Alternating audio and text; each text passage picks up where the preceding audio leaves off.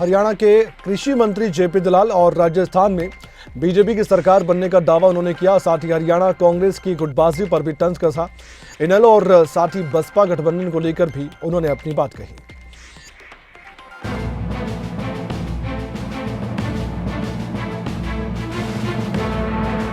राजस्थान में चुनाव को लेकर हर कोई अपनी सरकार बनाने का दावा कर रहा है। चुनाव अभी नजदीक हैं और हर पार्टी की तैयारियां भी जोरों पर हैं। हर पार्टी के नेता एक दूसरे पर निशाना साधते नजर आ रहे हैं।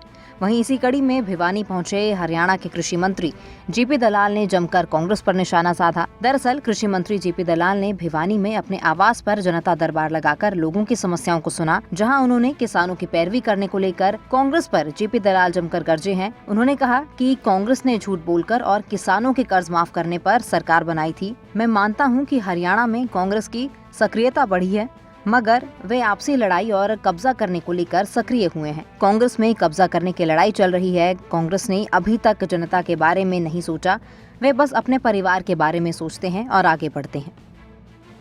ये कांग्रेस हरियाणा में सक्रिय है, मैं मानता हूँ, लेकिन आपस में लड़ाई में सक्रिय है। कांग्रेस में कब्जा करने की लड़ाई चल रही है। अलग अलग गुट हैं, सबका अपना प्रभुत्व बनाना चाहते हैं। जनता के हित में उनकी कोई रुचि नहीं है। वो कभी भी उन्होंने जनता के बारे में नहीं सोचा, अपने परिवार को आगे बढ़ाने के बारे में सोचा है।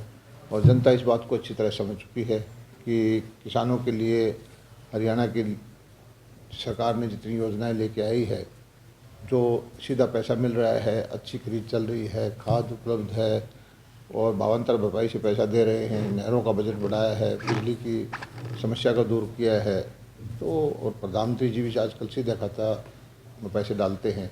तो हरियाणा में एक तरफा माहौल बीजेपी का बनेगा। कांग्रेस आपस में यूं लड़ती रहेगी। वहीं साथ ही राजस्थान में चुनाव को लेकर जेपी दलाल ने कहा कि राजस्थान चुनावों को लेकर बीजेपी की तैयारियां पूरी हैं और साथ ही राजस्थान में चुनाव प्रचार में बीजेपी जुट गई है। राजस्थान में बीजेपी का एक तरफा माहौल है और भारी बहुमत के साथ राजस्थान में बीजेपी की सरकार बनने जा रही है। मैं काफ़ी वक्त राजस्थान में लगा चुका हूँ, आज फिर सरदार शहर जा रहा हूँ और मैं समझता हूँ कि बहुत भारी बहुमत से भारतीय जनता पार्टी वहाँ सरकार बनाने जा रही है। पिछली बार जो कांग्रेस ने झूठ बोल करके किसानों के कर्जे माफ़ी के तरह तरह के प्रलोभन दे करके जो सरकार बनाई थी, उससे किसान आक्रोशित हैं और उन्होंने देख लिया कि आम जनता का, किसान का, व्यापारी का, मजदूर का जो भला कर सकती है वो भारतीय जनता पार्टी की सरकार कर सकती है।